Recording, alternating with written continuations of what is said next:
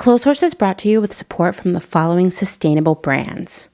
Selena Sanders, a social impact brand that specializes in upcycled clothing using only reclaimed, vintage, or thrifted materials from tea towels, linens, blankets, and quilts. Sustainably crafted in Los Angeles, each piece is designed to last in one's closet for generations to come. Maximum style, minimal carbon footprint.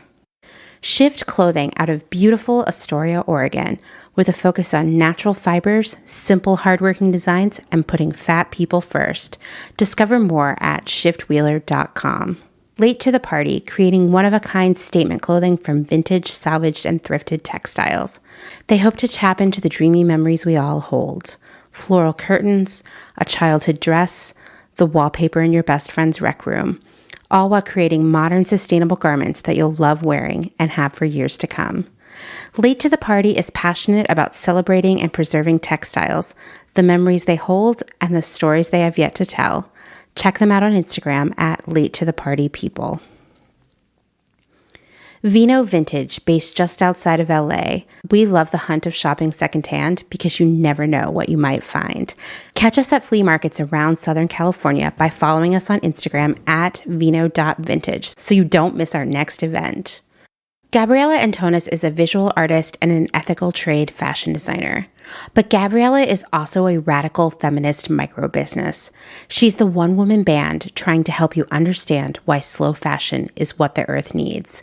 The one-woman band to help you build your own brand. She can take your fashion line from just a concept and do your sketches, pattern making, grading, sourcing, cutting, and sewing. The second option is for those who aren't trying to start a business and who just want ethical garments. Gabriela Antonas will create custom made-to-measure garments just for you. Her goal is to help one person of any size at a time, including beyond size 40. To inquire about this serendipitous intersectional offering of either concept, DM her on Instagram to book a consultation. Please follow her on Instagram and Twitter at Gabriela Antonas. And that's Gabriela with one L. Gotta get that spelling right. Dylan Page is an online clothing and lifestyle brand based out of St. Louis, Missouri. Our products are chosen with intention for the conscious community. Everything we carry is animal-friendly, ethically made, sustainably sourced, and cruelty-free. Dylan Page is for those who never stop questioning where something comes from. We know that personal experience dictates what's sustainable for you, and we are here to help guide and support you to make choices that fit your needs. Check us out at dylanpage.com and find us on Instagram at dylanpagelifeandstyle. Salt Hats, purveyors of truly sustainable hats, hand-blocked, sewn, and embellished in Detroit, Michigan. Find us on Instagram at Salt Hats. Karen Kinney Studio. Located in Western Massachusetts, Karen specializes in handcrafted earrings from found, upcycled, and repurposed fabrics, as well as other eco-friendly curios, all with a hint of nostalgia, a dollop of whimsy, a dash of color, and 100% fun. Karen is an artist/designer who believes the materials we use matter. See more on Instagram at Karen Kinney Studio or online at www.ckinney.com. Gentle Vibes Vintage. We are purveyors of polyester and psychedelic relics. We encourage experimentation and play not only in your wardrobe, but in your home too. We have thousands of killer vintage pieces ready for their next adventure. See them all on Instagram at Gentle Vibes Vintage. Thumbprint is Detroit's only fair trade marketplace located in the historic Eastern Market. Our small business specializes in products handmade by empowered women in South Africa, making a living wage, creating things they love like hand-painted candles and ceramics. We also carry a curated assortment of sustainable and natural locally made goods. Thumbprint is a great gift destination for both the special people in your life and for yourself. Browse our online store at thumbprintdetroit.com and find us on Instagram at thumbprintdetroit. Blank Cass, or Blanket Coats by Cass, is focused on restoring, renewing, and reviving the history held within vintage and heirloom textiles. By embodying the love, craft, and energy that is original to each vintage textile as I transfer it into a new garment, I hope we can reteach ourselves to care for and mend what we have and make it last. Blank Cass lives on Instagram at _Cass, and a website will be launched soon at blankcass.com. Located in Whistler, Canada, Velvet Underground is a velvet jungle full of vintage and secondhand clothing, plants, a vegan cafe, and lots of rad products from other small sustainable businesses. Our mission is to create a brand and community dedicated to promoting self-expression, as well as educating and inspiring a more sustainable and conscious lifestyle, both for the people and the planet. Find us on Instagram at shop_velvetunderground or online at www.shopvelvetunderground.com. St. Evens is a New York City-based vintage shop that is dedicated to bringing you those special pieces you'll reach for again and again. More than just a store, St. Evens is dedicated to sharing the stories and history behind the garments. 10% of all sales are donated to a different charitable organization each month. For the month of December, St. Evens is supporting New Immigrant Community Empowerment, a nonprofit organization dedicated to improving the lives of vulnerable and precarious immigrant workers and their families, with a focus on day laborers, domestic workers, and newly arrived immigrants. New vintage is released every Thursday at wearstevens.com, with previews of new pieces and more brought to you on Instagram at wear_st.evens. That's Wear St. Evens. Country Feedback is a mom and pop record shop in Tarboro, North Carolina. They specialize in used rock, country, and soul, and offer affordable vintage clothing and housewares. Do you have used records you want to sell? Country Feedback wants to buy them. Find us on Instagram at Country Feedback Vintage and Vinyl, or head down east and visit our brick and mortar. All are welcome at this inclusive and family-friendly record shop in the country. Republica Unicornia Yarns, handmade yarn and notions for the color obsessed, made with love and some swearing in fabulous Atlanta, Georgia by head yarn wench Kathleen. Get ready for rainbows with a side of giving a damn. Republica Unicornia is all about making your own magic using small batch, responsibly sourced, hand-dyed yarns and thoughtfully made notions. Slow fashion all the way down and discover the joy of creating your very own beautiful hand-knit, crocheted, or woven pieces. Find us on Instagram at Republica_Unicornia_yarns and at www.republicaunicornia.com. Picnic Wear, a slow fashion brand ethically made by hand from vintage and dead stock materials, most notably vintage towels.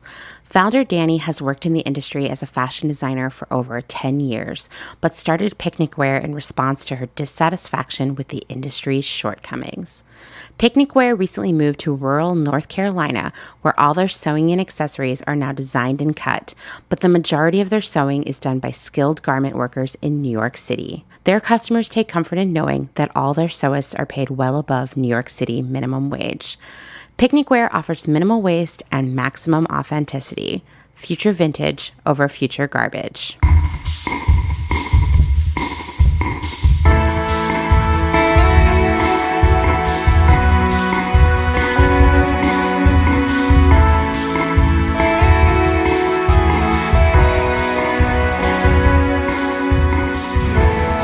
Welcome to Clotheshorse, the podcast that is moving to Austin, Texas in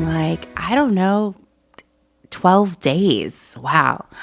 So what that means is this will be the last episode of Clotheshorse for 2021. You're probably not surprised to hear that, right? Next weekend is Christmas. The weekend after that is New Year's, and tons of podcasts take off during that time period. It's just I never have.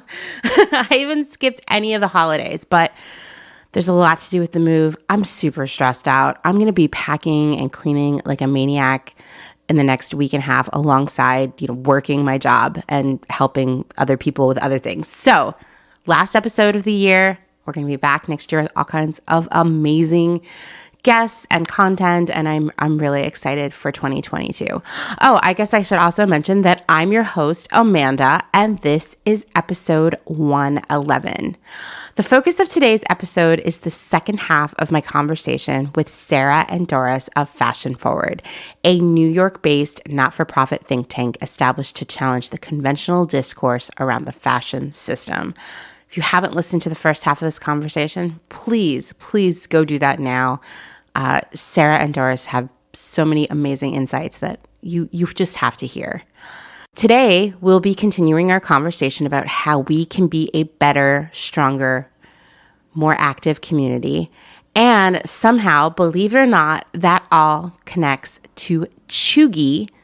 If you don't know what Cheugy is, don't worry, I'm going to break that down for you too. It all makes sense when you hear it, I promise. Before that, we'll be hearing audio essays from Gabriela, Antonas, and Kristi of Rosie, Lynn and Company. But before we jump into all of that, let's take a few moments here to thank some of our Patreon supporters. First is Thrift Babe, my first patron from Denmark. Wow, so international, guys. She runs Thrift Planet, which is a modern vintage store you can find as at @thrift_planet on Instagram. Next is Jennifer Simonovich of Gainesville, Florida, who might be my first scientist patron. I'm not sure, but she's definitely one of very few. I feel extremely honored. Thank you so much for your support, Jennifer. Pearl Moon lives in Australia, and she's another patron of Clotheshorse. She makes beautiful clothing that is really a work of art. You can find her on Instagram as at Pearl Red Moon Art. Go check it out. Thanks, Pearl. Last, of course not least, is Amy Chan. So here's the deal. I was completely unsuccessful in my attempts to find a fun fact about Amy, but I'll tell you this, every Amy Chan that I did find on Instagram and on Facebook was doing something really cool. So I can only assume that all Amy Chans are super rad people. So thank you so much for supporting Clotheshorse, Amy. If you're interested in joining this illustrious squad of the most amazing people, consider becoming a Clotheshorse patron. You can learn more at patreon.com/clotheshorsepodcasts. All right, well, moving along here, we're coming down the home stretch with the small business audio essays. Today we'll be hearing from Kristi of Rosie, Lynn and Company, followed by a very familiar voice, Gabriela Antonas. So let's take a listen. Hi, I'm Kristi. I live in a small town in southern Alberta in Canada. I have a very small business called Rosie, Lynn & Co. I make little dresses out of vintage and thrifted fabrics. I have loved sewing since I was a teenager. I've loved thrifting for as long as I can remember. I had a big stash of cute vintage sheets that I had thrifted with nothing really to do with them. Then I found a cute dress pattern on Etsy and combined the two, and here I am. My vision for my business is that the customer can pick their fabric they want, choose the size of dress they need, and I custom make the dress just for them. I've been doing some local markets this past year, which ends up with me just sewing up dresses in whatever fabric and sizes I choose, which has worked out pretty well. I have loved connecting with other makers through the market community. The support from them has helped with my business process immensely. My favorite thing about running my little shop has been when moms and little girls love the dresses and they keep buying more and more. When I hear they are their favorite dresses, it motivates me to keep making them. I'm so small and currently very local. I'd love to expand to make dresses for girls everywhere. I definitely have a lot to learn about running a business and social media. That's what I need to work on getting my dresses out to the world. I love the Clotheshorse community, and the things that I have learned just reinforces my desire to have my business be ethical and to use fabrics that are already out there. Usually it's mostly bed sheets, some tablecloths I've made dresses out of, duvet covers. Just there's such great fabrics out there already, and it's there, and I love using something old to make something new and fun. And I hope that I can continue to grow my business and build and get my little dresses and hopefully expand. I've tried to make bigger dresses, women's size, but those haven't sold as well. But I'd love to expand into dresses for everyone. That would be my dream. Hopefully I can get there someday. Thank you.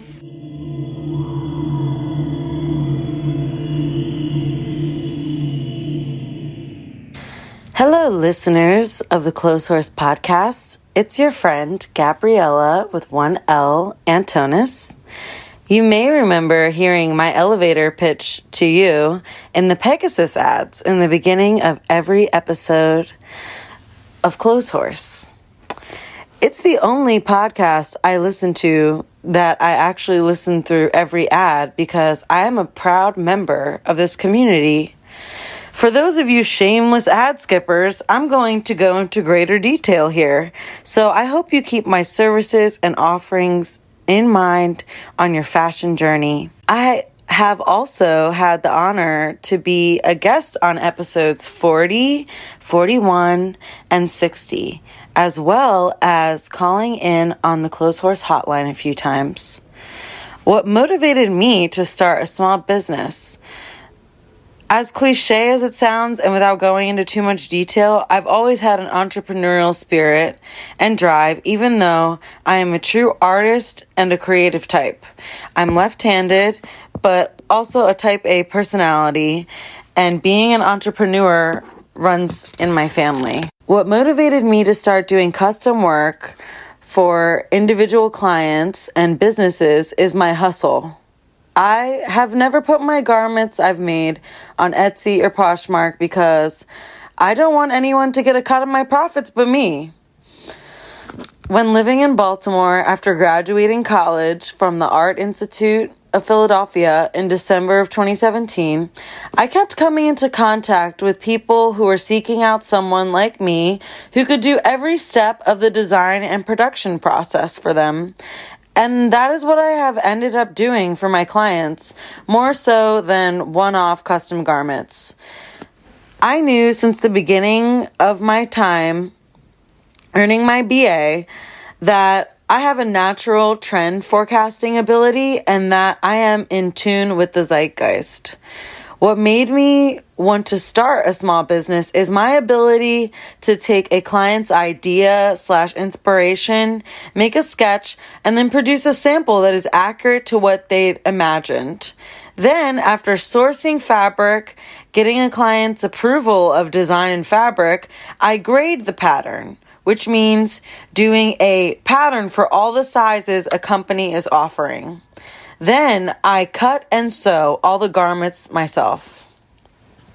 Since 98% of my freelance work has been through the model of taking a brand from just an idea of a line to completed production, I have to always begin with a consultation.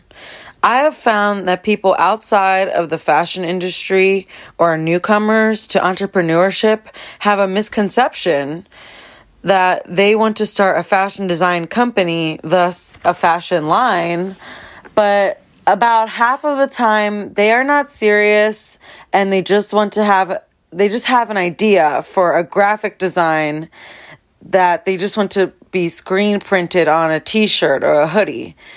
To be clear, this doesn't mean you want to be a fashion designer. This is an idea for a graphic design that you want to use fast fashion, already made blanks. And I refer these types to local companies always to do the screen printing and embroidery for them. This is why a consultation is necessary. 1, because I do not work for free. 2, because I have to hash out their idea and diagnose their best plan of action.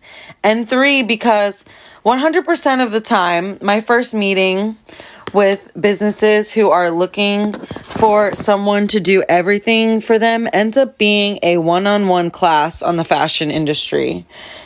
Since the pandemic has given us the Clotheshorse podcast, I can now tell them if they want a free crash course, they can listen to the Clotheshorse podcast.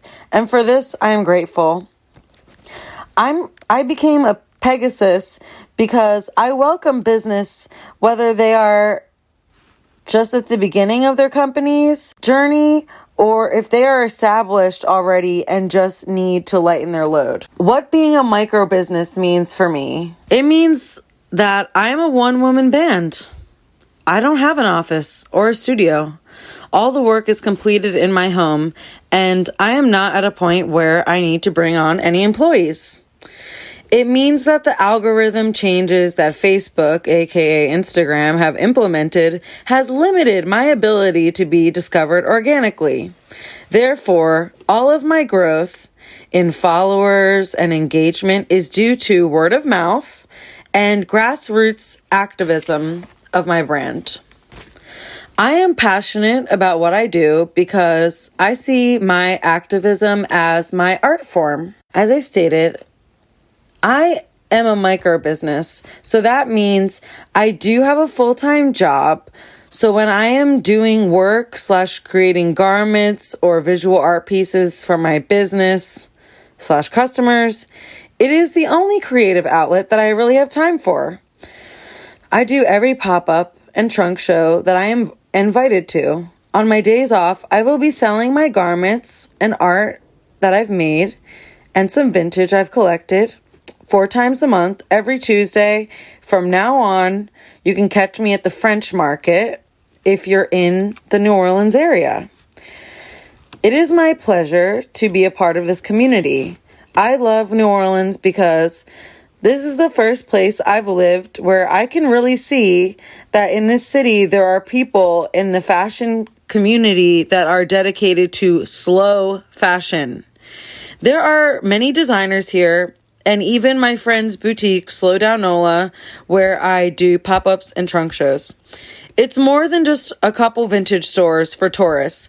Places like Slow Down and all the markets that are here give many artists and designers the opportunity to make a living, make money doing their craft.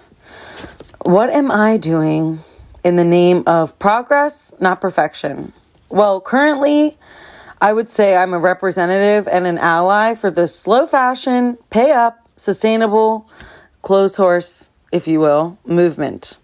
While I'm in the process of growing my customer base so that I may go from a micro business to being able to work for myself full time, I still have a job where I'm a bartender and a server. I talk not only my customers that I wait on about the Clotheshorse movement, but my coworkers. I answer their questions about why fast fashion is bad and what we can do to make progress. I also am an advocate for home economics in school. That's one of the things I talk about a lot to people. I mend clothes for free for my family, coworkers, and friends because I do believe we all need to put love and energy into our communities and not just take all the time. I talk about this movement and educate and explore every day to everyone in my life, whether it's people in my love life or coworkers or friends or family. I hope to be a voice in their heads that says, say no to fast fashion, even if I can't get them to listen to all of the episodes of Clotheshorse. I hope to make a personal impact on every person's understanding of where we are as the public versus the fashion industry. Because we all know as consumers, like, our money is as powerful as our vote. We know that. If you're a loyal Clotheshorse listener, it's one of the mottos. Like, for those of us who understand the fashion industry, it is our duty to take the time and energy to educate, because without that, we can't make progress for the future. Please follow me on Instagram, TikTok, Twitter, and Clubhouse if you want to connect. And just support me. I need the grassroots support, and I always follow back other makers. I'm on all platforms as my name. I'm going to spell it now. Gabriela.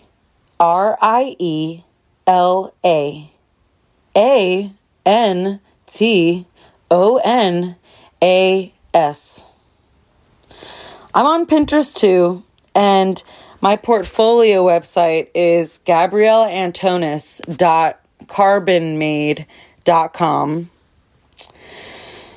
And I will be posting my already made garments that I have to sell on my Instagram and my Depop, where I'm Gabriela Antonis as well. I say Gabriela with one L because there's believe it or not, a person with a private Instagram that's Gabriela with two L's, Antonis. So please support me. You'll know it's me from my bio.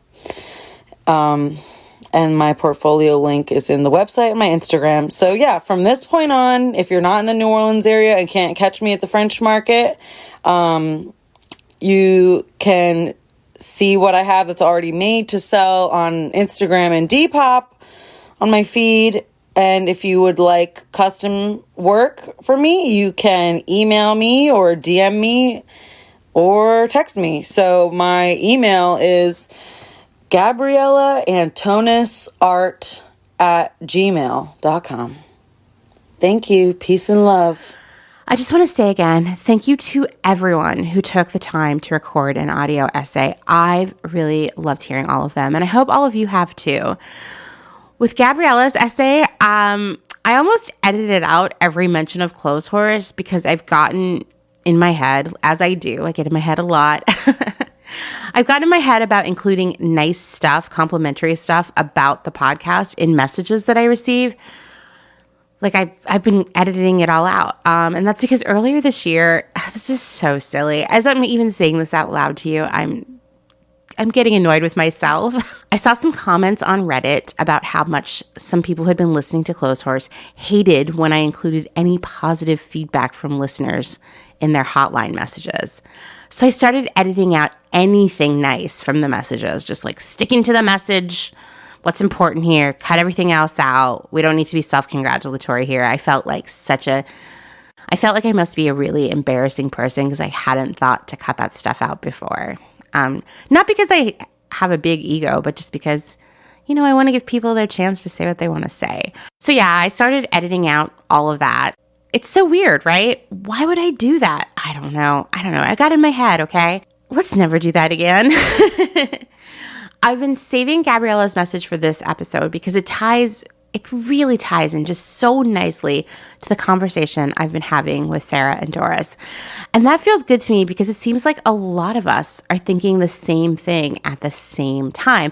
And we're also thinking, how can we do a better job of spreading information, of growing this community into a movement, of getting the critical mass of people that we need, making change all at once, that's called collective action, to really make a major impact, really enact some changes out there.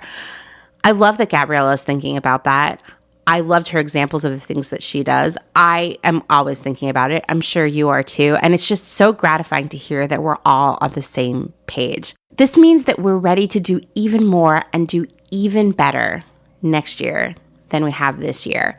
I'm hoping that I can work with other people in the community to kind of come up with some tools and suggestions to get us all there. It's so exciting. I'm starting 2022 with a lot of optimism, and I hope you are too. Hey everyone, I'm so excited to announce that one of my favorite brands, New Works, is an official sponsor of Clotheshorse. I've been a fan of New Works for a long time because they have unique prints created by some of my favorite artists. If you're looking for an article of clothing that you can proudly outfit repeat for years and years and still receive compliments from strangers everywhere you go, New Works is the brand for you.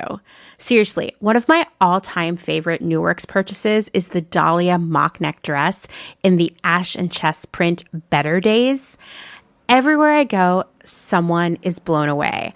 I may have recently received a free breakfast taco from a barista just for telling them where I got my dress. I've also found that while all of the New Works prints are unique conversation starters, all of the pieces themselves are easy to mix and match into an almost infinite array of outfits. Dress them up, dress them down. The outfit repeating potential here is massive. The silhouettes are designed to make you feel good, happy, and just generally full of positive vibes.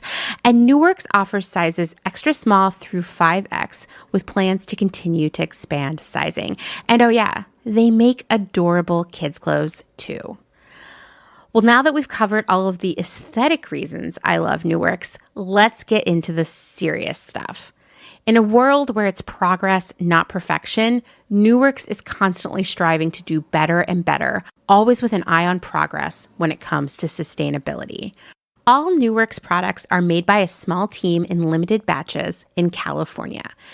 You won't see any ridiculous waste over here. In fact, the company is constantly working to reduce their waste. As part of this commitment, New Works has been offering packs of scraps for all of you crafty types to turn into your own cool, unique projects. And they even sold a few zero waste pieces recently, which was really so cool and something you just don't see out there as much as you should, right? On top of that, New Works now offers Full Circle, a resale platform for New Works products, because the idea is that these clothes should remain in circulation and be worn just as much as possible for as long as possible. New Works is a woman-owned, women-run business. There are no venture capitalists or big investors involved, just a small team of incredibly nice people. And they're working hard to do the best they can for the planet and its people. Everyone involved in creating New Works products are paid a living wage. And New Works tries to source all of their materials in the USA and work only with incredibly nice people. Their hope is that every New Works purchase will be a shining gem in your closet that you will cherish forever or hand down to someone you love. Once again, I'm just so proud and so honored to have this amazing brand as a sponsor of my work here at Clotheshorse. Go see why I love them so much at newworks.com or find them on Instagram at newworks. And that's new N-O-O.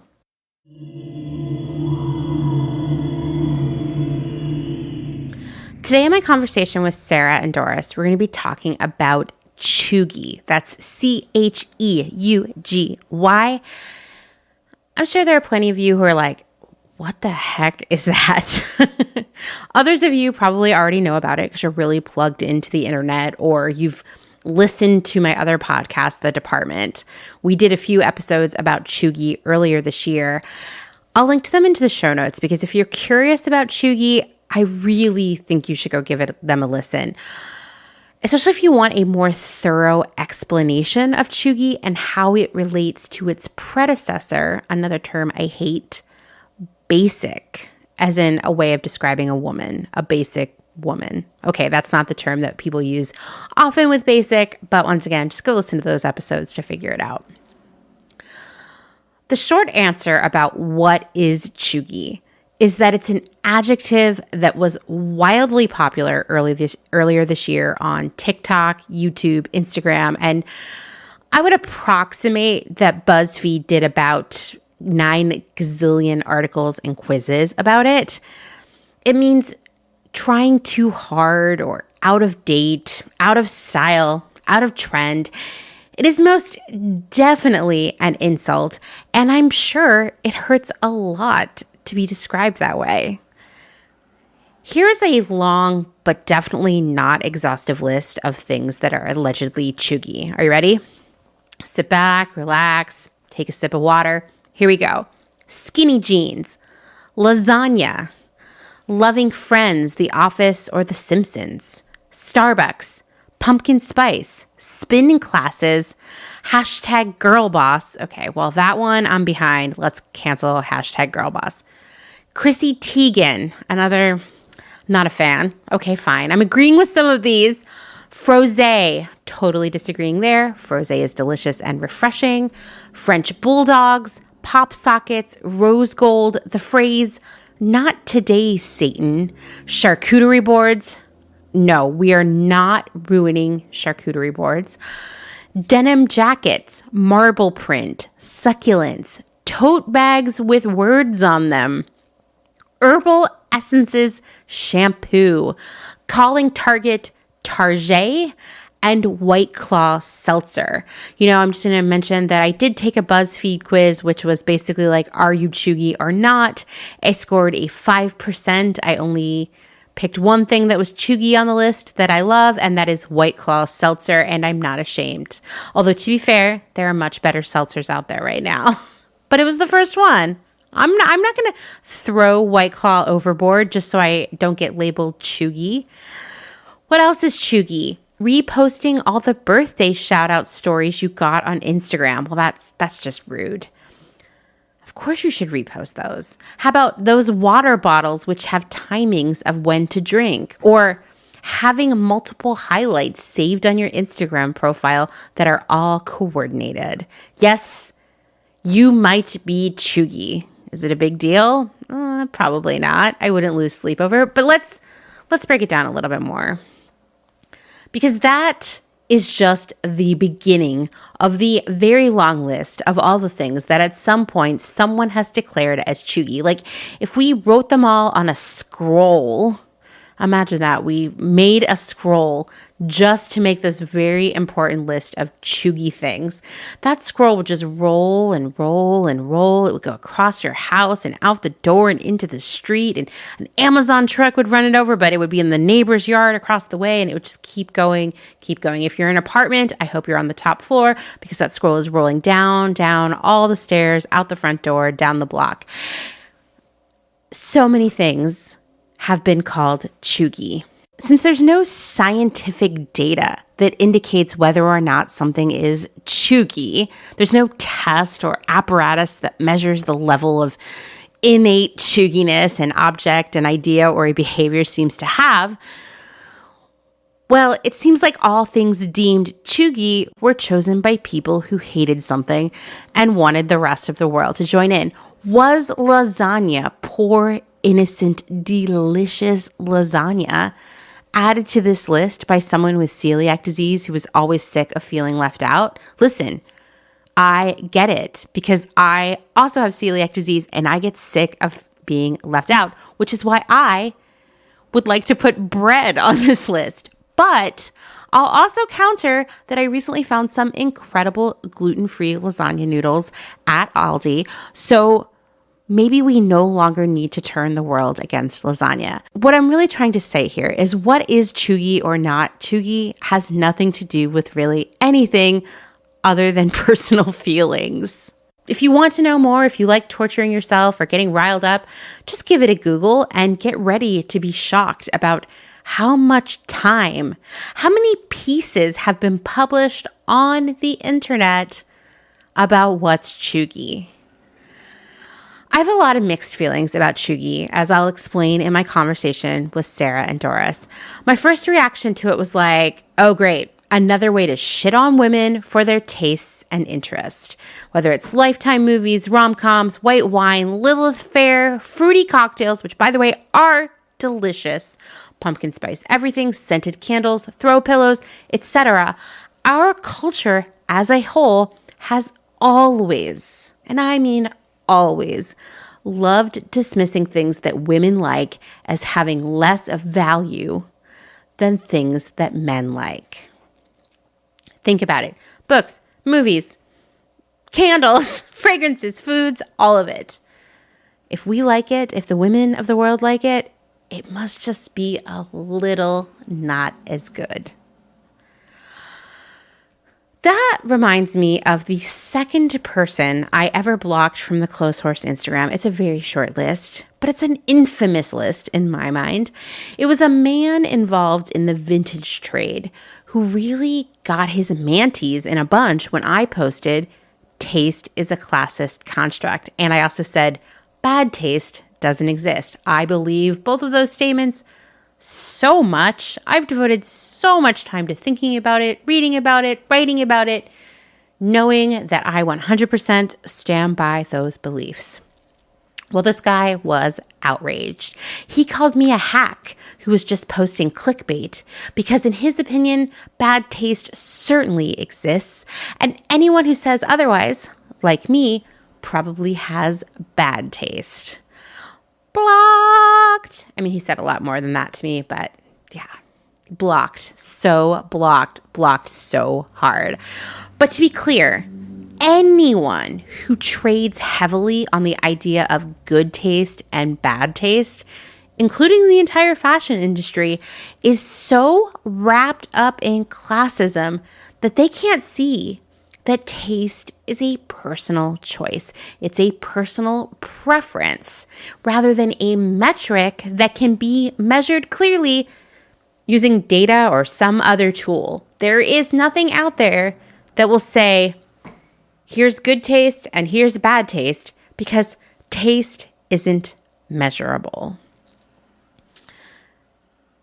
As I mentioned months ago in my conversation with Carrie, gosh, that was so many episodes ago, we talked about my story somewhat.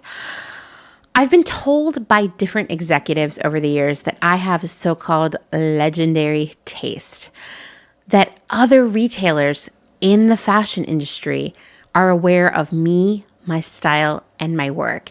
And therefore, that somehow qualifies me as a tastemaker. Although I did have one CEO tell me that they were concerned that I probably had bad taste because I'd worked for a very large retailer for a long time that she felt had bad taste in general. Many other people would disagree. Who cares? It's all fast fashion. I don't know why we're trying to be cooler or more superior to one another, but that's how that industry works. That's a whole other episode. Still, somehow I've earned this label as tastemaker from my work in the fast fashion industry. And I won't lie, at first pass, that feels like an honor, because the girl who grew up in the trailer park, who would never be pretty or size zero or rich or any of the other things that seem to qualify women as special in the fashion industry, that girl longed to hear that there was something special, something exceptional that qualified her, me, to be a part of that allegedly glamorous and so important machine. But really, what legendary taste means is that I'm really good at spotting trends and guessing what people will want to buy. That means I'm a good buyer, but is that a good thing? Being able to create just the right thing that will get people to spend money when they already have plenty of other perfectly good things at home? I don't know. I don't know if I'd want that on my tombstone. You know what I mean? She was good at getting people to buy things they didn't need when they had perfectly good stuff at home. Would that fit? I don't want it on my tombstone anyway. But back to Cheugy. There's a lot of classism wrapped up in Cheugy. There's a lot of classism wrapped up in its predecessor, Basic. But like I said, you'll have to go listen to the department to hear all about that.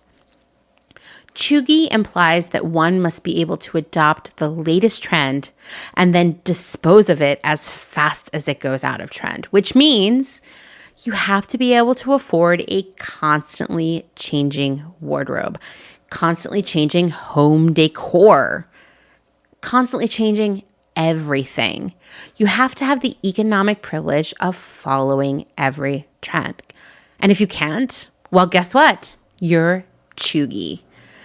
Cheugy is a great filter, if you believe in it, to keep out poor people, older people, people in rural areas, people with little disposable income, larger people who are largely overlooked by the fashion industry and therefore don't find a lot of the trendiest stuff in their size. It's a great way to keep out everyone that the fashion industry and the food industry and the art industry and every other industry has been trying to filter out for a long time.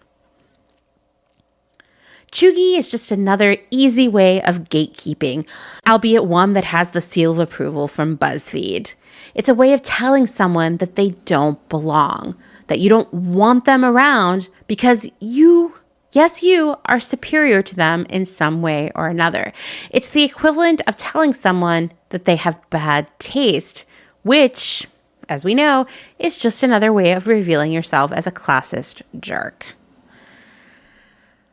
I also, not going to lie here, have gotten in my head a few times over the past year, wondering if Cheugy was invented or at least heavily promoted by a retail industry that is so unbelievably desperate to get you to buy more clothes and other stuff from them during a time where there are a lot less events and there are a lot less reasons to buy lots of clothes and other stuff like we were before.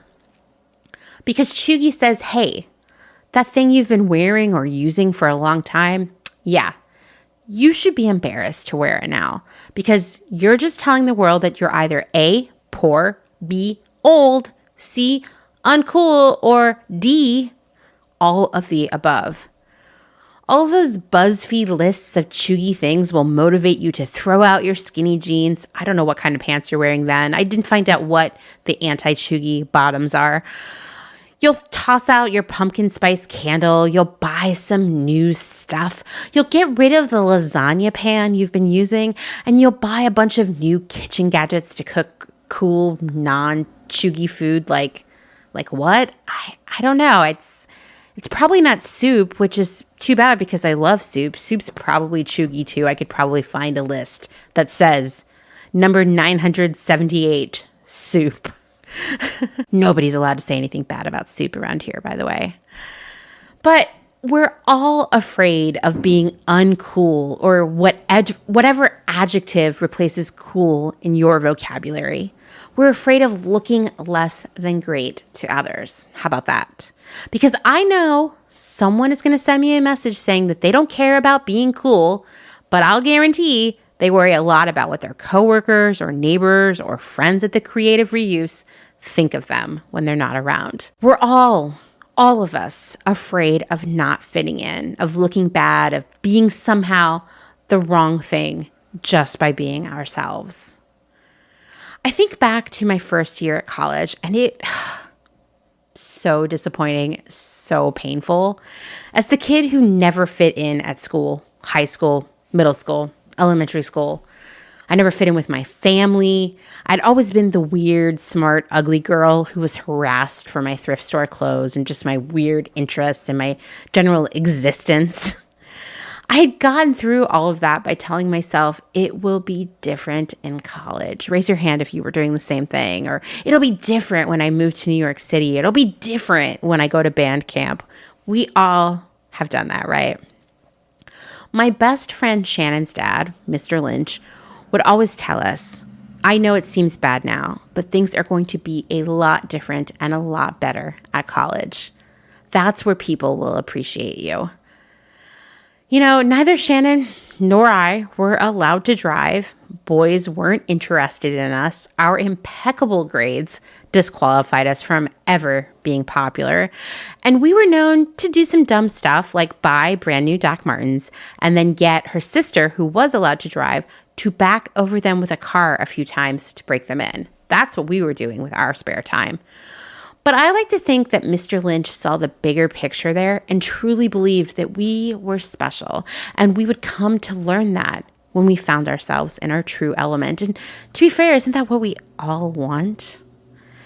Mr. Lynch passed away a few years ago, and I couldn't stop thinking of him. I still think about him pretty regularly, and what a great presence he had been in my otherwise lonely, anxiety-riddled teenage life. So I'm sad to say, Mr. Lynch, that college was disappointing, but thank you for giving me the hope that it would be better. When I got to college, I didn't fit in. The kids I went to school with were rich, like really rich.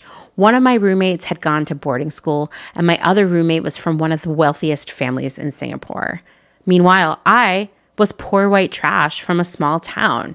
It was so uncomfortable. And you have to remember, too, that this was a time when people thought it was fun or ironic to describe things as white trash or engage in so-called white trash things like, I don't know, wearing trucker hats or drinking PBR or like tubing in the river or something. Every time someone would be like, oh my God, that's so white trash, or I'm trying out my white trash look, or invite me to a white trash party, I would want to die. I would want to die of the embarrassment of just being born the way I was born, which is the worst kind of embarrassment. I felt embarrassed by my collection of thrift store vintage clothes and all my band tees because those bands that I loved so much in high school weren't cool in the big city. And no one wore vintage clothes, which is crazy to me to think about now, but that was just how it was. I went to school with rich kids. All I could think of all of this was I just wish I could buy a whole bunch of brand new clothes, throw out everything else I own, and recreate myself so I can finally fit in here. Labeling someone as cheugy has the same effect as being the girl who wore an Alien Workshop t-shirt and a thrifted polyester rainbow striped skirt to the first day of class where everyone else was wearing J. Crew. It reminds you that you are wrong. Everyone else is right. And that the best thing you can do as the so-called cheugy person is start all over by throwing out everything you already own and buying something new. Cheugy, the concept of cheugy, is consumerism. They're practically synonymous, right? And yes, I'm going to tell you, I've seen grown-ass adults toss out their skinny jeans not because they didn't like them anymore, but because someone made fun of them. As a buyer, I've often been involved in marketing strategy. And the question that always comes up as we're working on an email blast or a series of social posts or even signage in the stores is, what is the call to action? In other words, what can we say or show that will get people to buy something? In Cheugy's case, it's the ultimate call to action. You don't want to be cheugy, so get to shopping. I also have a lot of other feelings about cheugy, a more optimistic take, if you will, that I'll be sharing in my conversation with Sara and Doris. So let's jump right in. This is a good time to make that shift. And if we lose sight of that and get mired in fighting with one another or just deciding that we're giving up and using all the K-cups we ever can, we're losing this really great opportunity, this window where we can continue all the momentum that has happened in the past year. I even think of like the pay up movement. You know, I have worked as a buyer for my entire career, so I always knew that orders were being randomly canceled on factories all the time. And companies could do that. They'd never had to have any level of accountability. Yes, in the early days of the pandemic, a massive amount of orders were canceled all at once, but this has been something that has been happening constantly in this century and has, been really affecting garment workers in a very bad way. I mean, even just like leaving an entire town that is whose entire population relies on one factory, deciding to move to another factory to get good costing, and that entire town loses its livelihood. Like, this has been happening for a very long time, but most people didn't know that that was even something that could happen. Most people didn't know that retailers and brands don't generally own their own factories. They didn't know that they had technically the legal right to cancel an order anytime. And so this was very eye-opening. Yeah. And enough voices were mobilized to make that change and hold some of these brands accountable. Of course, there are some who never responded, never changed anything. And for me, those are like the most problematic brands, actually. But I mean, there was a tremendous amount of progress there and awareness, and brands were afraid. They were afraid if they didn't give in and pay those factories and those workers that they were going to lose customers. And I think while I don't want all of us to exist in a world of fear, I do think it's not always bad for retailers to exist feeling a little fearful, right? I know. I mean, it would be really great if we wouldn't have to come to that and they would just be guided by their good morals. But I mean, that's a second best option. Yeah. And it worked. It worked. And it was like just millions of people all over the world taking to the internet because we couldn't go anywhere because most of us were in quarantine, and yet it still happened. And that right there, I mean, that is something that we should carry with us all the time as a reminder of what we can do when we work together. Well said. Thanks. Do what I can.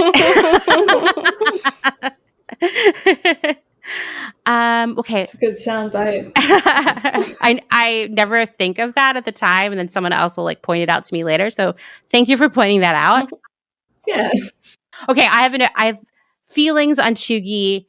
I have a point and a counterpoint about Cheugy that we can talk about.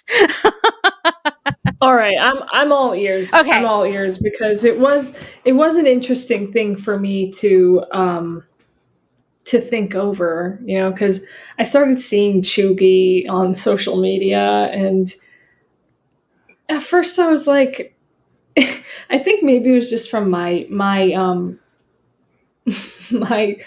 ability and maybe obsession with like over analyzing. But I really took it to heart. So I was like, what is the theoretical meaning of this word? And it took me down really a rabbit hole. And the article that I wrote, it took me longer than I thought it would take, because I really tried to give it, the best think over that I could in like the short word count that I had and in the short amount of time that I had. So I want to know what you think of what the issues around Cheugy are. So as soon as I began to see this word emerging out there, I had to know everything about it. I had to read everything about it and also overanalyze it, because that's like my hobby basically, is overanalyzing things. And I just needed to think about this a lot. And so, I think the initial, like, don't think too hard, just be very reactionary feeling a lot of people had about Cheugy is that Cheugy was forcing people to feel out of trend and buy new stuff. The first pass, the reactionary, like, I'm going to get mad feeling I think a lot of people had was like, oh, so what you're saying is that I'm out of style and I need to go buy all new clothes and you just want me to, what are you like, do you work for fast fashion? Right. But actually, I think, and maybe this is because I always end up at some like putting a positive spin on things space when I'm working these things through, is I actually think if you really look at a lot of the things that people consider Cheugy, not the arbitrary ones like lasagna, but because like eat lasagna, it makes you feel good, right? Or it doesn't, but just do it if you like it. But like the bigger picture things, like Instagram is kind of Cheugy and influencers are Cheugy, and basically all of these tropes that allowed overconsumption to flourish and really functioned as free and occasionally paid marketing for fast fashion, they're all Cheugy. Like Cheugy is wearing a different outfit for every occasion, having to have a new dress for every wedding, never being photographed in the same outfit twice on Instagram. That model of influencers encouraging you to always wear or buy something new, and the swipe ups and all of this culture of overconsumption and living everything for Instagram, that's all Cheugy in my mind. I'm obviously trying to, like, I want to hear what you have to say about it. What do you think? Okay, so Cheugy, right? It's a great word. It is. Let's just start with the fact that it's an awkward word. Yeah, I mean, it doesn't sound like anything good. You don't even need to read a New York Times think piece to know it's not a good thing, right? Right. So yeah, it's kind of like, when you're taking high school Spanish and your Spanish teacher is like, all the words that sound like no are, like the way she explains, it's like, if it sounds bad, then it's a negative word, So yeah, there's no like real rhyme or reason, but yeah. So, it does sound awkward. And the thing that I couldn't find out about the word itself is like, where, like how they came up with the word, which actually, as someone who's kind of like into learning languages, I would like to know where that came from, but that's just me, maybe. So the interesting thing that I thought was that the group of people who coined this term is a group of students from Beverly Hills High School. I know. From 2013. And you know what? Like them being high schoolers and like the location, I'm not even, like that's a moot point to me because anyone can coin anything and, I don't even care so much. The thing that interests me is that it's from almost 10 years ago. Mm-hmm. So the word itself is outdated to signify outdated style. And moreover, I think, the very notion of fashion is changing styles. So there's kind of a lot to be said for, what does it mean to change styles, quickly or not quickly in this case, because, when you think of Cheugy, you're thinking of not changing styles quickly enough in a way. Mm-hmm. So, people use the word Cheugy to refer to somebody who is, I don't know, wearing something that was from a few years ago, or even if you're thinking about it in terms of micro trends, like on TikTok, then wearing something that's, from a few weeks ago. Oh no. I know. How depressing is that? Anyway.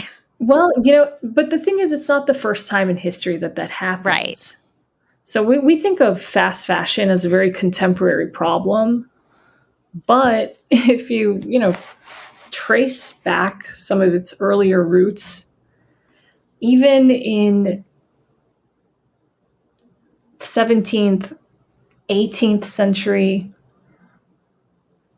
the groups of people who had access to expensive fabrics and expensive embellishments and tailors who were able to, make them a new ball gown for every week that there was a ball in the ball season.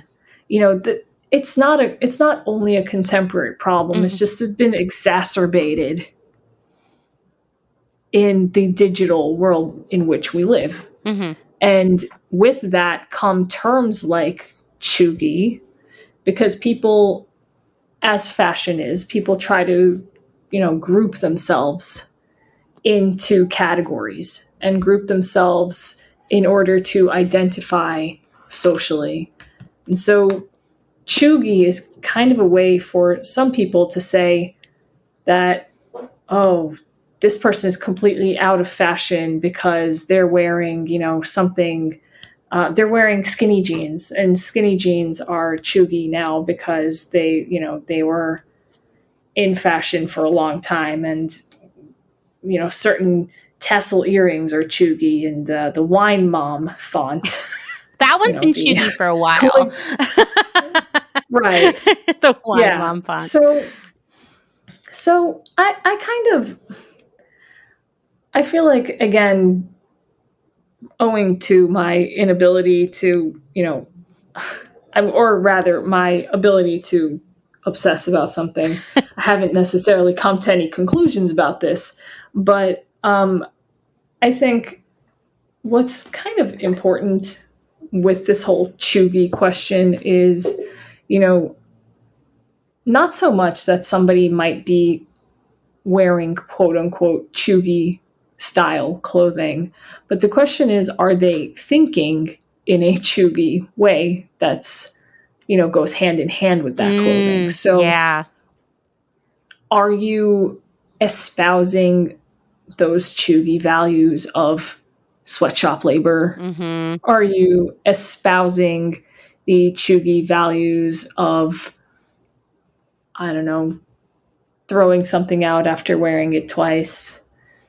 What are the real issues here that Cheugy is? And also, seeing that it came out, this whole idea really made it to play during the pandemic as opposed to 10 years ago.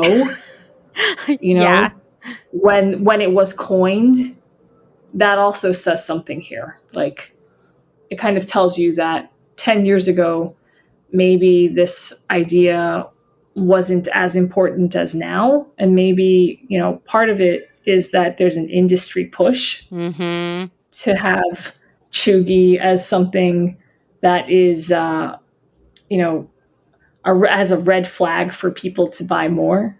There's just like, those are really the important questions here, not whether or not somebody is, you know, wearing that chevron printed skirt right now. Yeah, no, I agree. I like to look at Cheugy being a positive thing, like going back to the idea of like the Cheugy values.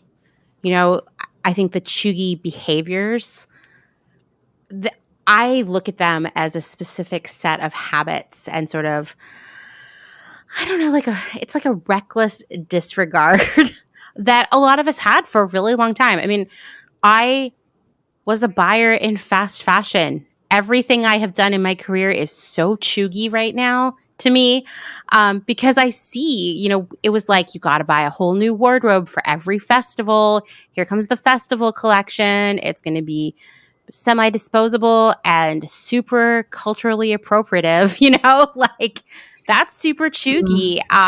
Encouraging people that, you know, like who cares if you wear skinny jeans or not? Seriously, like wear what makes you feel happy, but maybe not encouraging people that they need like 25 pairs of skinny jeans, you know, at one time. And I feel like that whole pattern of behavior is for me so Cheugy because it feels so dated from a previous time.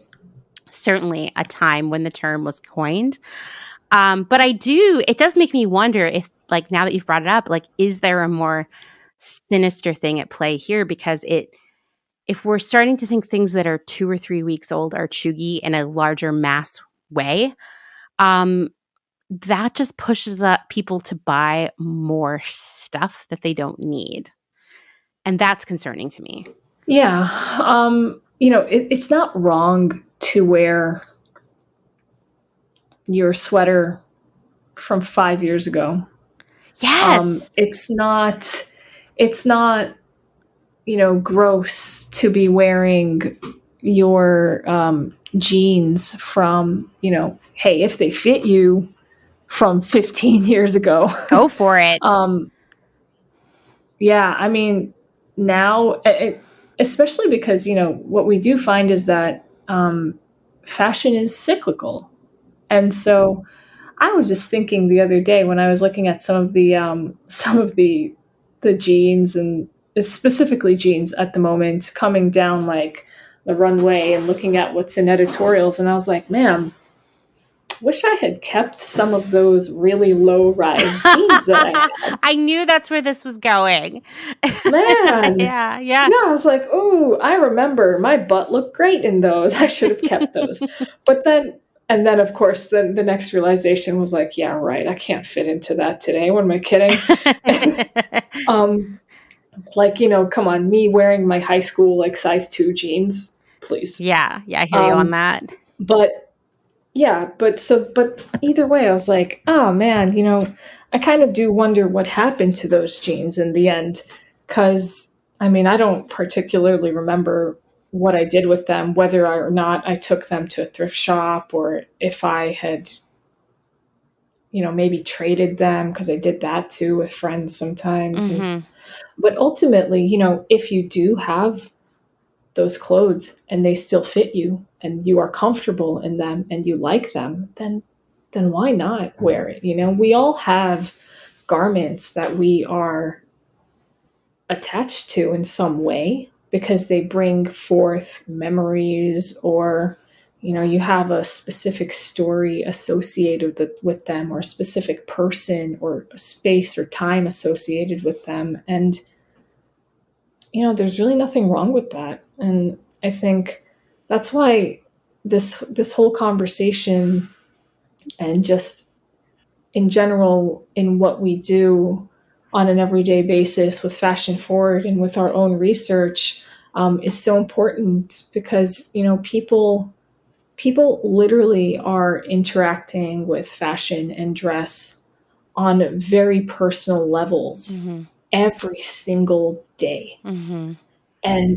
you don't always realize that. But, sometimes it does take these, quote unquote, cheugy clothes to understand that. Yeah. Yeah. No, I love that. I think that is so true. It makes me think so much of being in middle school or high school, where if you showed up in clothes you'd worn the previous year at school, everybody somehow remembered that. Or at least there was the fear that they would remember that.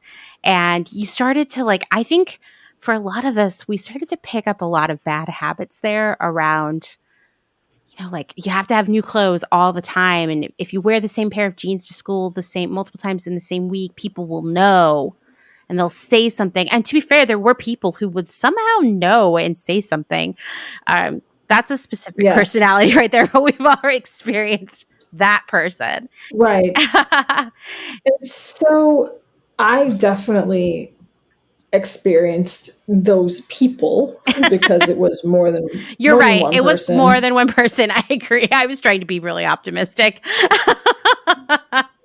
Yeah, no, it was unfortunate, but it was way more than one person, at least for me. But yeah, I mean, I actually I think it was the first year of high school for sure. I think it also maybe went into the second year of high school, but I would write down kind of like a short journal entry of what I was wearing that day or that week. And, I wrote down, pink, forgive me for this one, but pink Uggs with pink juicy sweatsuit and white, quote unquote, wife beater, which AKA we know is a very problematic term now, but at the moment, when you're in 9th grade and you see The Simple Life with Paris Hilton on TV, oh man, don't think about that. You're taking me back. This is such a time capsule. Everything you're talking about right now. Yeah. I hope in a good way. No, in a good way. Yeah, it's just all on point. Right, and so I would write this down because I knew that certain people in my friends group, or even my non-friends group, maybe even more so, were actually paying attention to if you were wearing the same outfit more than once a week, or the same sweater more than once a week, or if you wore it the next week. And I literally heard people make comments about what other people were wearing. And so that was basically like Cheugy times 1,000 at that point. Because think about it, you have high schoolers, not even grown people, not adults. These are high schoolers. These are impressionable young people who have taken the industry's message of being 100% up to date at all points in time so to heart that it affects their social relationships. Yeah. Yeah. I mean, I'm sure everybody who's listening to this is going to has their own stories about this, right? I think that at the time when you're living that, you live in such fear of being the person who gets busted for wearing the same clothes again. And you can't see that there would be any other side of that that is just how it is, right? This is the world we live in. We have to wear new stuff all the time, or someone's going to be mean to us, or a whole group of people are going to be mean to us. And I think that is so, I don't know, just beaten into us at that time that it's really hard to move away from it in adulthood. And some people do, and some people don't. And how do we get away from that as adults? Well, it's a formative set of years, right? For sure. Because you're really learning how to navigate the world. And, for someone like me, and I was coming from, I'm first generation American. I'm first generation college student. So in my family, we're lower income. my parents did not have the extra money to go buy me a new outfit every week. Mm-hmm. Mm-hmm. And even, those pink Ugg boots, I really had to put up a fight. Oh, when you were describing them, I knew that. Like that was a luxury item. Yeah. I had to, but I didn't understand that when I had gotten those in the sales section in TJ Maxx, that my mom really had to think about how much she was spending on that. I didn't know that at the time. Mm-hmm. So,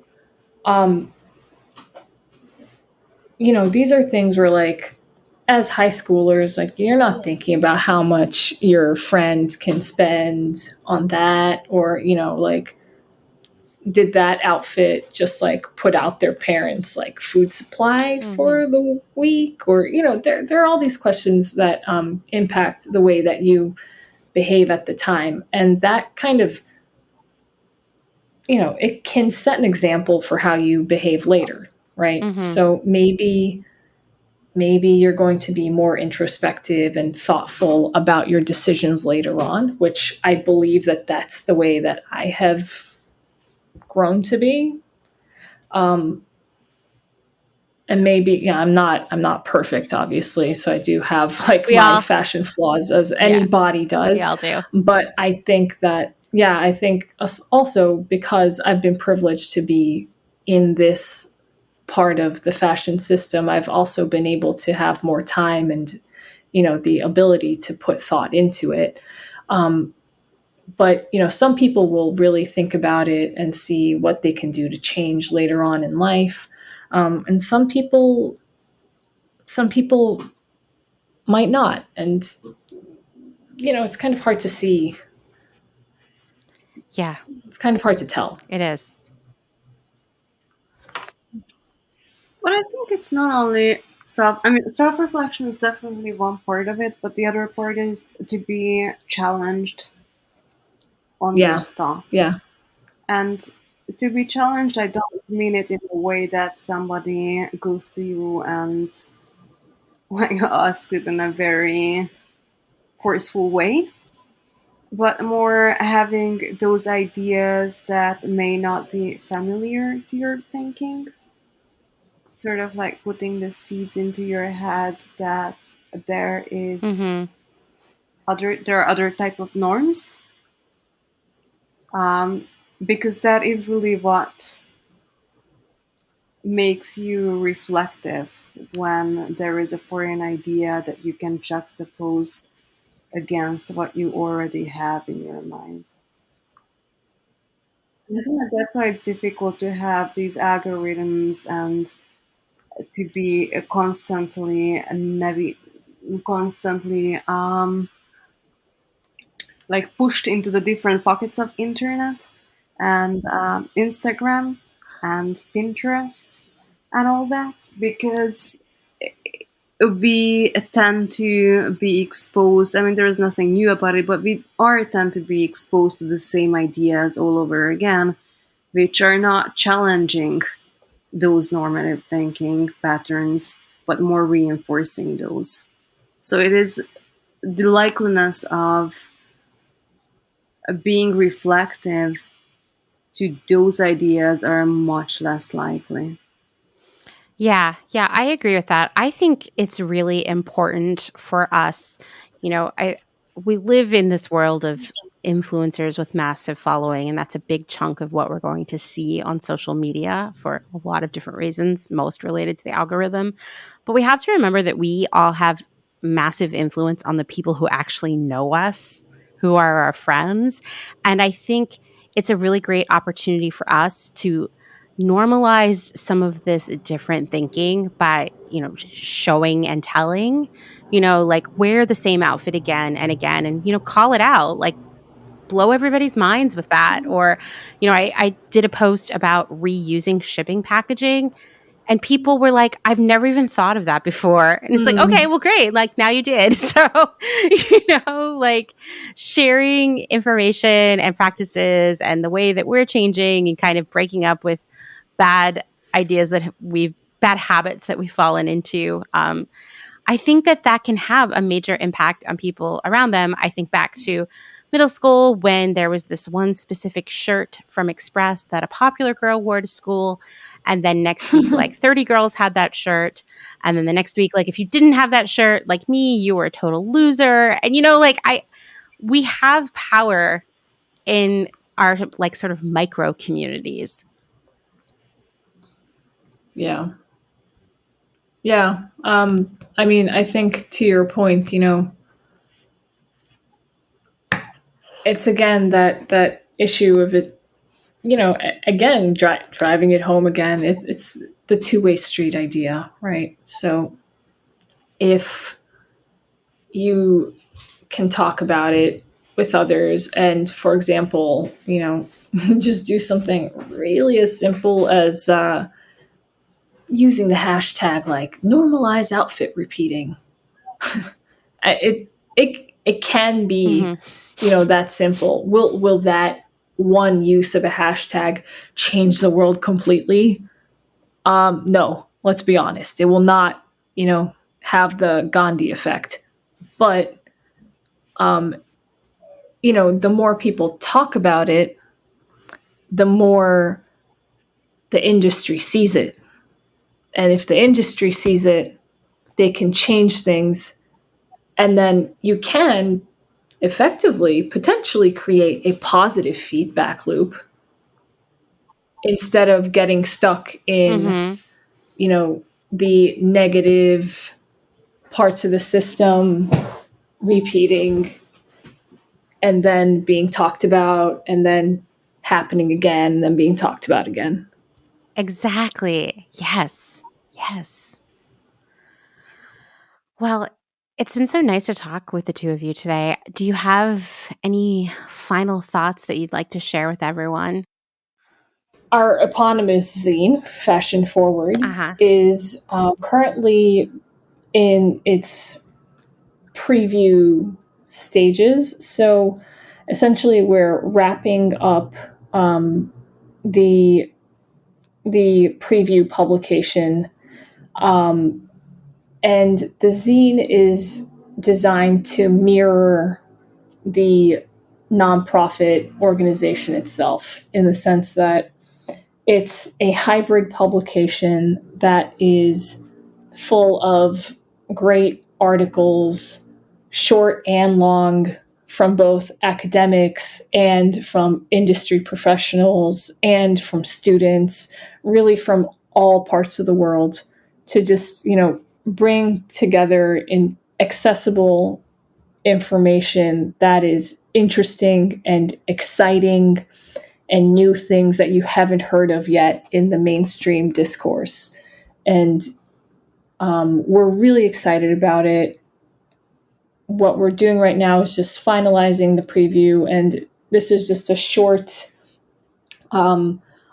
section of the full first issue that's coming out later in the year. And the preview is going to be available digitally and kind of shows you what you can look forward to in the first issue. And it's also a way for us to raise funds in order to get the first issue to print. Because again, as a nonprofit, our funding, and as a new nonprofit specifically, our funds are limited, and we really think that this is a great initiative that has so much to offer people, and we'd like to provide that type of accessible, interesting information and resources to as many people as we can. So the preview issue will be available for purchase, or rather the preview issue is going to be open, but there's going to be options for pre-purchasing the full issue. And that is, again, will be raising funds to do the full publication digitally and in print. And there are going to be different levels of, of funding that you can help us out with. The lowest level is just kind of just helping us fund in general. I believe that's, I can't remember if it's $5, Sarah, but then there's also the next level, which you can essentially pre-order the first issue digitally, and then there's another level where you can get the physical copy, and there's one more tier which will be for digital and physical, so kind of like the best of both worlds, and that would be like a really big help in, you know, funding this whole initiative, and also keeping our symposium and some of the new sections of our website also alive. And another interesting resource that we're putting together is called the research room, and that's going to be recommendations, reviews of fashion media. And what we mean by that are books, films, anything that, you know, has a cultural, societal take on fashion. And that's, again, a way for people to just, you know, tap in if they have 5 minutes to just, you know, find something quickly, maybe something new that they want to read, or if they want to take a deeper dive into something and go through a reading list and really find, you know, their niche in the fashion system. I mean, that's amazing. I hope that was a lot. No, but it was great. I love it. I think that so many people are going to want to come and check that out. Because one of our frustration was that magazines that are exploring fashion tend to be very, as Doris was saying, either Western-oriented or very academic-oriented. But we really are, I think, exploring so many pockets of the fashion system that usually tend to be overlooked. For example, we will have interviews with Romani designer, Central European designers, as well as features of lesbian fashion on TikTok by a Chinese scholar. We have just all these very different authors on. We have Kate Sakulis, who's a mending activist. We have pieces from India on workwear. So we really do have these very eclectic content that usually are just not making the pages of fashion magazines. They tend to be kind of more timeless pieces, if you will. And that is also the reason why they are overlooked, because they're not necessarily seasonal. Nevertheless, they are integral part of culture and society, as fashion is. That sounds so cool. I can't wait. I feel like you two should check out my friend MP's magazine, Ungarbage. I feel like you would really like it. Ungarbage, and you can find her on Instagram. I believe it's Ungarbage Mag. She lives in Montreal. Cool. Okay, will do. And her magazine is really cool. I think you will like it a lot. Thank you for that. Yeah. Well, thank you for spending 2 hours with me. I'm so grateful for that. It's been a cool conversation. No, thank you so much for doing this. My favorite thing about working on Clotheshorse is I get to meet all kinds of new and interesting people I would have never met before, and we get to talk about cool and interesting stuff. And every conversation, I feel like, helps me piece together more what I'm thinking, you know, and challenges my thought process too. It's great. Thank you. Thank you so much, Amanda.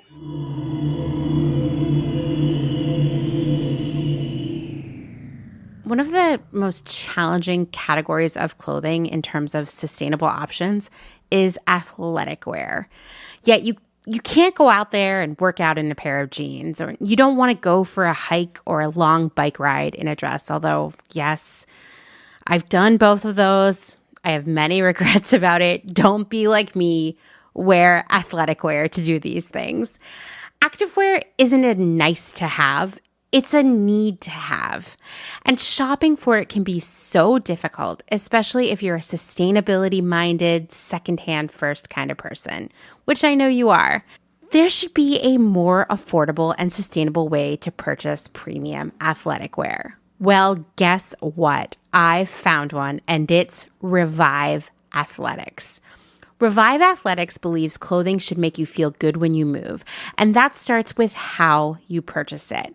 Shopping secondhand is the most sustainable way to shop, and Revive Athletics is committed to providing high-quality, premium athletic wear so you can feel good when you shop and you can feel even better when you move. Everything Revive Athletics sells is very gently used, and they carry a wide variety of sizes from extra small to 5X, and they offer all of the premium brands you've been scoping out, like Lululemon, Nike, Athleta, Girlfriend Collective, you name it. And while a pair of Lululemon leggings would cost you around $100 if you purchase them new, at Revive, you won't pay over $35 a pair. You're getting really excited right now, aren't you? Revive will also buy your gently used athletic wear and athleisure no matter where you are, and they'll send you a prepaid label to ship items into them. By keeping your gently used items in circulation, you're helping to reduce their carbon footprint, and that, my friends, is the hashtag secondhand first lifestyle right there. All items are carefully inspected and cleaned with Defunkify, an eco-friendly detergent made in Oregon. And I know you were wondering about that. Are you glad I told you? Revive Athletics is committed to building and supporting community. They offer classes in their space in Portland, Oregon, and they also donate items to Rose Haven, a Portland day shelter and community center serving women, children, and gender diverse people experiencing the trauma of abuse, loss of home, and other disruptive life challenges. What an incredible place to shop. I mean, I know you're sold now. You're like, tell me more, Amanda. How can I shop Revive Athletics? Well, if you're in one of my favorite cities, my former home, the place I think of as my hometown, Portland, Oregon, you can shop in person at their store, or you can go online at reviveathletics.com, no matter where you live. And even better, I have a special offer exclusively for members of the Clotheshorse community. Use promo code REVIVEIT15 to get 15% off your first purchase. And don't worry, I will include that in the show notes, so you don't have to run and grab a pencil right now. The next time someone asks you where you got your athletic wear, you can tell them, thanks. It's Revived. And know that you made the best decision and saved a heck of a lot of money too. Once again, that's reviveathletics.com. You can also find them on Instagram at revive_athletics. Go check it out. I think you're going to love what you see.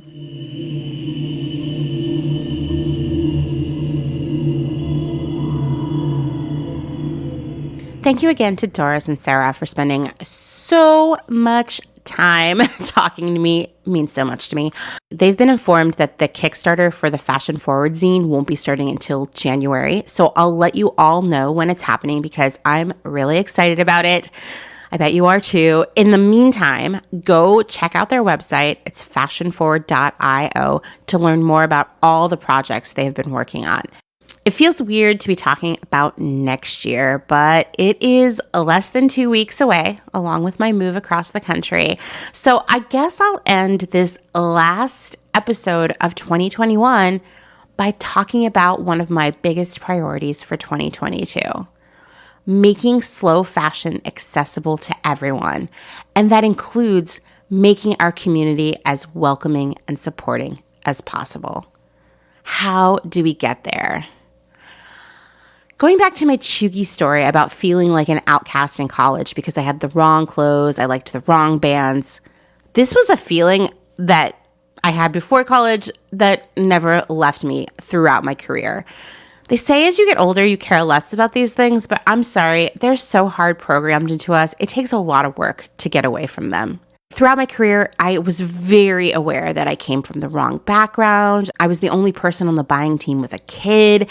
I was never thin enough, rich enough. I just wasn't enough. And what I was enough of was all the wrong things. But working on Clotheshorse actually makes me feel like I'm enough for this community, for all the work we're doing here. And I want everyone around us to feel the same way. I never want someone to feel like they're not enough, that they're not right for this movement. How do we do that? I think it starts with all of us recognizing that right now, the current version of slow fashion that exists, the status quo, it's not perfect, right? It's far from it. It's definitely not inclusive from a size, accessibility, and financial perspective. The truth is that participating in slow fashion requires a decent amount of privilege, no matter what version of slow fashion you're subscribing to, right? Because there are a lot of different ways. You can be a secondhand first person. You can be I buy only from ethical brands. You can be I sew all my own clothes. I upcycle, that kind of thing. And I really believe that true slow fashion is a blend of all of these things, right? All of those elements are inaccessible to a lot of different people. Participating requires a decent amount of privilege. Size privilege, because most slow fashion brands don't offer larger sizes, taller sizes, petite sizes. Financial privilege, because that stuff, the brand new stuff, costs a lot more. Sure, those brands might offer investment pieces, and that is a great way to look at it. But if you're struggling to pay your student loans and your rent and your childcare bills, well, investment pieces tend to be off the table. And so speaking to people and saying, like, listen, if you gave up all your fast fashion clothes, you could buy more expensive clothes that will last longer. Of course, they love hearing that. But if they couldn't afford those more expensive pieces in the first place, even if they gave up all their fast fashion clothes, it's a moot conversation. And what does it do? It makes someone feel alienated, like they aren't economically viable enough to be a member of our community. The privilege of time is another big one.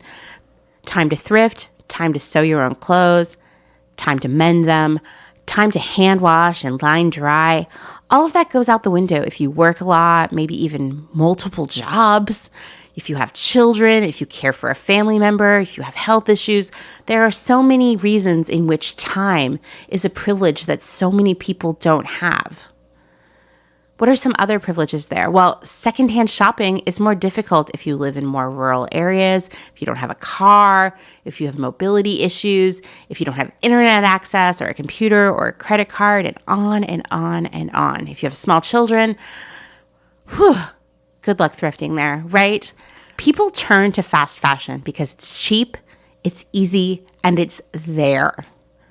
Not because they're terrible monsters who don't care about doing the right thing. They care. That's why shaming others and passing judgment, telling them they're doing it wrong, these things don't work. And they only alienate people, preventing them from making these important life changes and joining our community. Because they feel like they'll never be good enough to work alongside us. That's not what I want. That's not what I want at all. There are a lot of ways we can make slow fashion more accessible, from helping others find secondhand clothing more easily, whether that's showing them online platforms, babysitting so someone can go thrifting, driving someone to the thrift store who doesn't have a car. We can share our sewing and mending skills with those who don't have them. We can pressure existing slow fashion brands to add more sizing. But what we cannot do, what will never make this movement stronger, and therefore prevent any real change from happening, is tell people that they're doing things wrong and make them feel bad about it. It just doesn't help. Coming in with the attitude that your way of life is superior to someone else's, 100% fail rate right there. It's just like Cheugy, but in this way we're saying like, oh, I'm more ecologically minded or something like that. It's the same thing. We're going to be talking about this a lot more in 2022. So please stay tuned. I am also looking into platforms that would allow me to host live talk show style episodes with multiple guests and questions from a live audience. Because wouldn't this be a great topic to discuss as a community? I think so. There are so many things to be excited about doing next year, and I'm grateful, so grateful to have all of you working alongside me. So see you next year, literally. Thanks for listening to Clotheshorse, written, researched, hosted, and edited by me, Amanda Lee McCarty. If you're enjoying yourself, please leave a rating and a review on Apple Podcasts. It always makes my day. And tell your friends. Get them to listen too. Thanks, as always, to Dustin Travis White for our music and audio support. Bye.